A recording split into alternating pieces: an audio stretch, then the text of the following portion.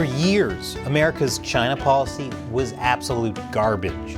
Now things are changing, but some people don't want the bad times to end.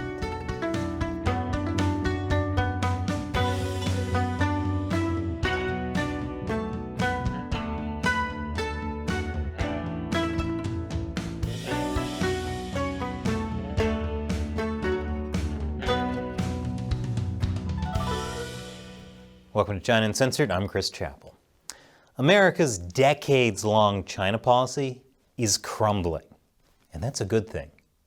Don't think of it as bad crumbling, like a bridge. Think of it like good crumbling, like Parmesan cheese. That's delicious destruction. America's China policy used to be dominated by a policy of engagement, often tied to Henry Kissinger, who continues to this day to push for closer U.S.-China ties. Those ideas reached their climax with President Bill Clinton, who pushed for permanently normalizing trade with China and China's entry into the World Trade Organization. Clinton laid out the core ideology of the Kissinger School of Engagement. By joining the WTO, China is not simply agreeing to import more of our products. It is agreeing to import one of democracy's most cherished values, economic freedom.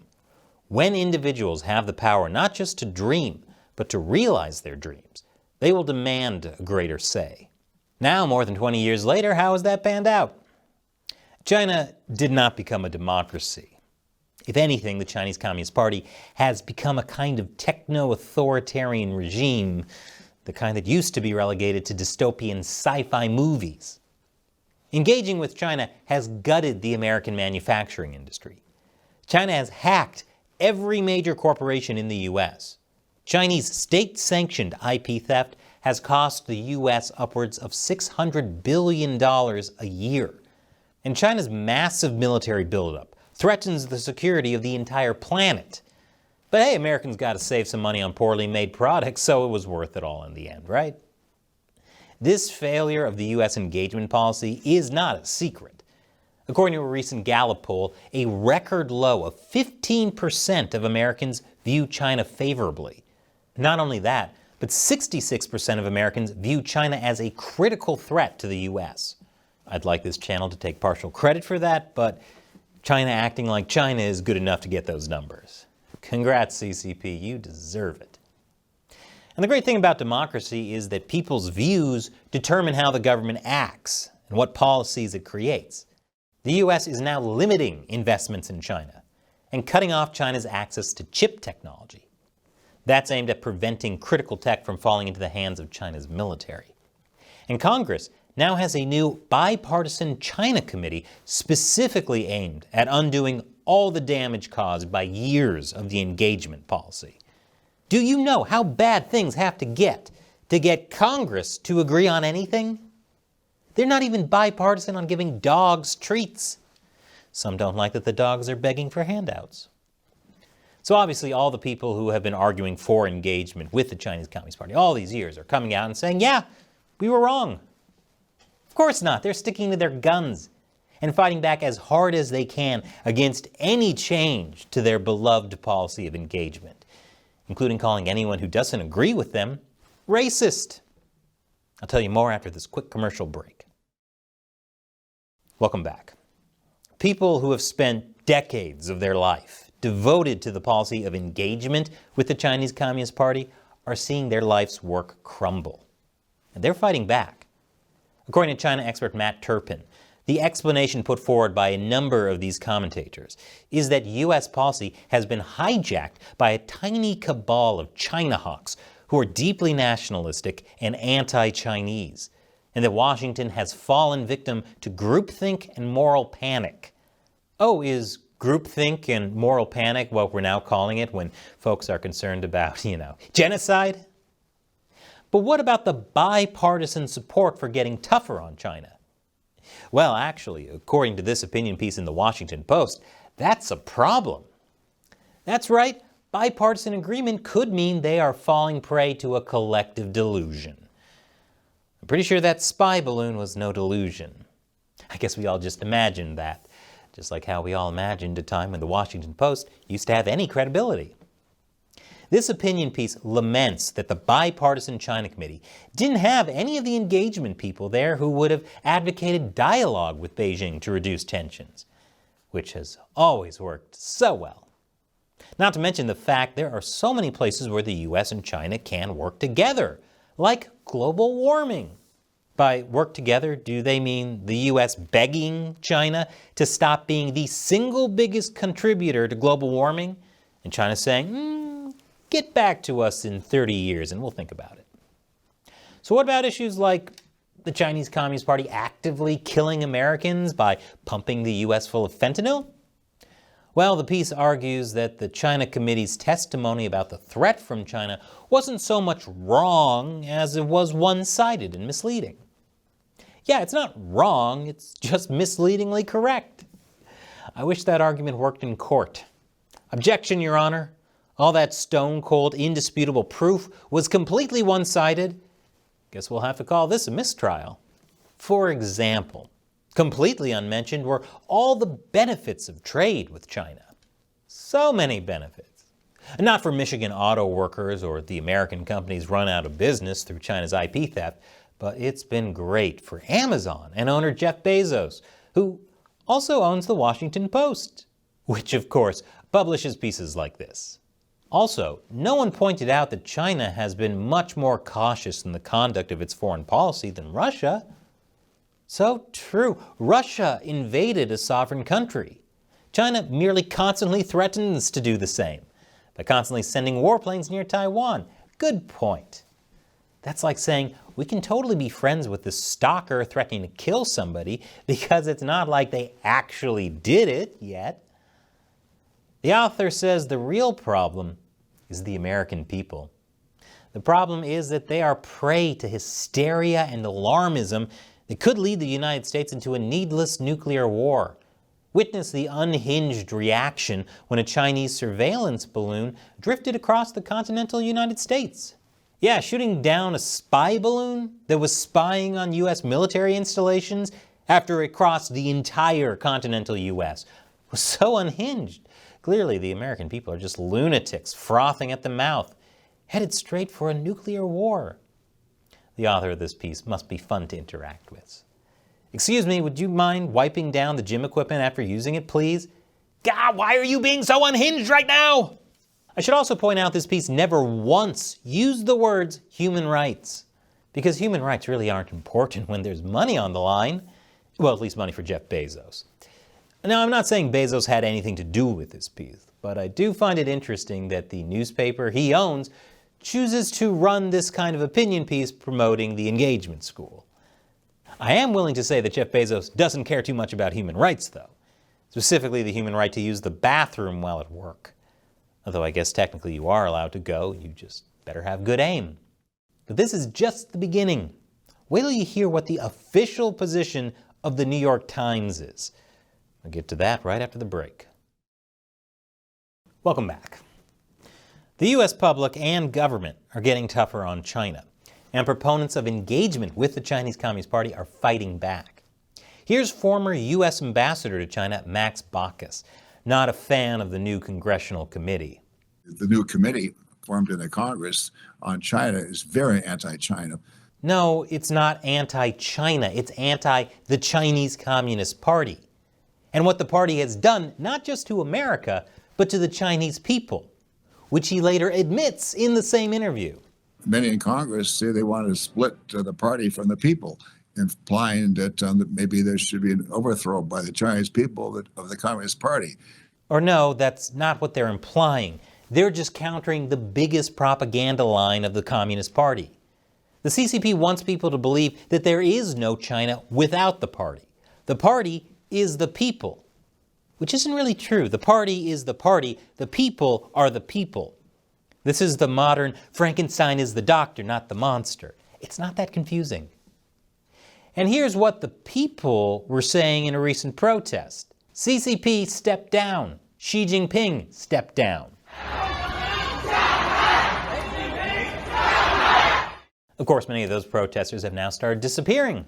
Which reminds me, how are the engagement people dealing with the idea that by opening up, China will become a democracy? We're not going to change China. But changing China was the excuse for engagement in the first place. And now you're saying since we can't change China, we have to keep engaging with them? Did China also make these people's brains start disappearing? When it comes to genocide and kidnapping protesters, maybe your reaction shouldn't be the same thing high schoolers write to each other in yearbooks. Never change, CCP. But this is perhaps the most egregious example. Notice, this isn't a regular opinion piece. This is from the New York Times editorial board. That means this is the official position of America's most influential newspaper. It starts out with the basic ideology of the engagement school. For most of the past half-century, the United States sought to reshape China through economic and diplomatic engagement. Wait, reshape China? We're not going to change China. Well, get this. It is true that engagement with China has yielded less than its proponents hoped and prophesied. Well, that's the understatement of the year. That's like saying we were hoping for a good return on investment. Instead, we got a cobra spraying venom in our eyeballs. Happens to the best of us. Then they admitted there are problems like the repression of Uyghur Muslims. Repression? You mean torture, forced labor, and what's that word? A genocide. That sentence was so whitewashed, I'm not convinced Tom Sawyer didn't trick them into doing it. In fact, China's brand of state-sponsored capitalism has damaged the health of liberal democracy everywhere. State-sponsored capitalism?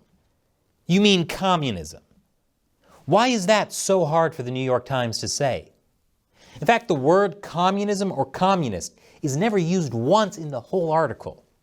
That's right, they don't even say the name of, that one party that has total control of China. What's it called again? Oh, right, the Chinese state-sponsored Capitalist Party. Do they think if they say communism 3 times, communist Beetlejuice will show up and take them to the spooky gulag? But you know what the New York Times does say? The U.S. and China must keep working together on shared problems like climate change, cooperate on addressing climate change, how to slow the pace of climate change. How about slowing the pace of genocide, no? Maybe we should start calling Uyghur Muslims an endangered species. Then will these people start caring about this? The Times says the relationship between the United States and China, for all its problems, continues to deliver substantial economic benefits. Oh, so many economic benefits. I mean, not for Michigan auto workers or the American companies run out of business through China's IP theft, but it's been great for Carlos Slim, the Mexican billionaire who owns the New York Times. I'm sure it's just a coincidence that these billionaires profiting off cooperation with China have newspapers calling for cooperation with China. What are the odds? That wasn't rhetorical. I asked Vegas, and they gave me the odds as 1 to 1.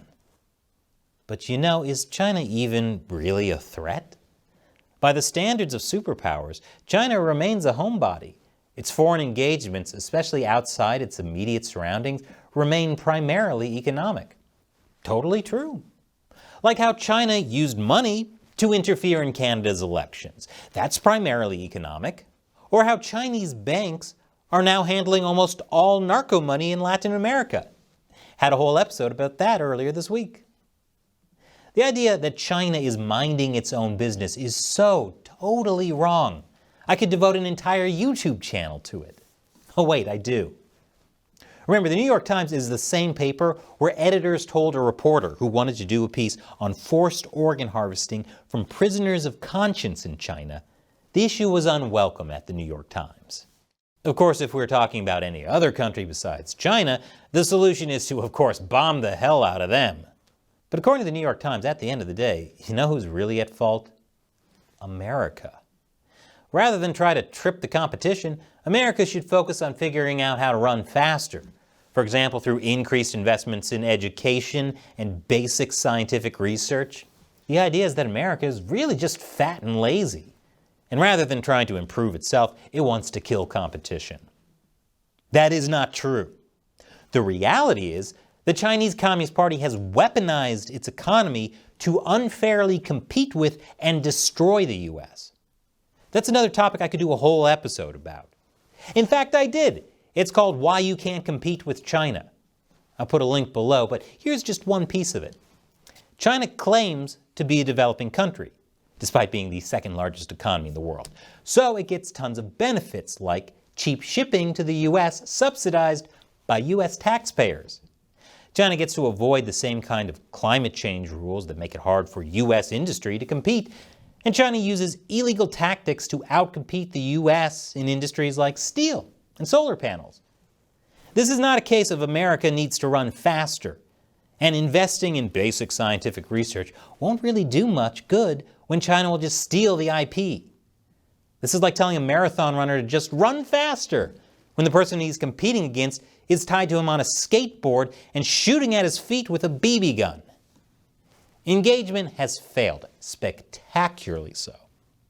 This change in U.S.-China policy is not some conspiracy of China hawks or Cold War groupthink. The American people are fed up with it. And a lot of business and media elite resent that their vested interests might be taken away from them because the rabble no longer wants to listen to their good advice. Obviously, some people are very confused about what the best U.S.-China policy is. So let me make it very simple. If you are arguing the same thing as Chinese state-run media, you're doing it wrong. Remember, don't think of it as bad crumbling. Think of it as good crumbling. Delicious, delicious crumbling. And as always, this show would not exist without support from viewers like you on the crowdfunding website Patreon. They're what I call the China Uncensored 50-cent army. And as a thank you to them, I answer their questions at the end of each episode. Today's question comes from Ali Hassan. Hi, Chris. So I was reading Confucius's beliefs, and he holds Tian, or heaven, in the highest regard, believing it is benevolent, pretty much aligned with the Abrahamic religion's beliefs. I saw two different versions of Monkey King, and they seem to be waging war on the heavenly kingdom to fight for liberty, free will, etc. That sounds like Luciferianism. Have they carried off the classical Confucianism in the past few years, and is that what is apparent in their dealings with other nations? And that's a very interesting comparison. However, remember, the Monkey King's rebellion was ultimately stopped by the Buddha, and he was cast down and imprisoned under a mountain for 500 years, forced to eat iron pellets when he was hungry and drink molten copper when he was thirsty. After that, he's basically forced into servitude by a monk to aid him in his quest to bring back the Buddhist scriptures to China. The whole story is a metaphor for spiritual cultivation, so it's really not equivalent to the story of Lucifer in Western religions. As for how the CCP uses Chinese culture, it's basically whatever serves the party's interests. Mao launched an anti-Confucius movement when he felt it was a threat to his own personality cult. But when the CCP today wants to infiltrate and undermine other countries, they pretend to care about Chinese culture and create Confucius institutes all over the world. Thanks for your question and your support, Ali. And thank you for watching. Once again, if you want to support China Uncensored, join the China Uncensored 50-cent army over at patreon.com/China Uncensored. All it takes is $1 per episode to keep China Uncensored going. If you want to support the show but can't afford $1 an episode, you can also set a monthly limit. Once again, I'm Chris Chappell. See you next time.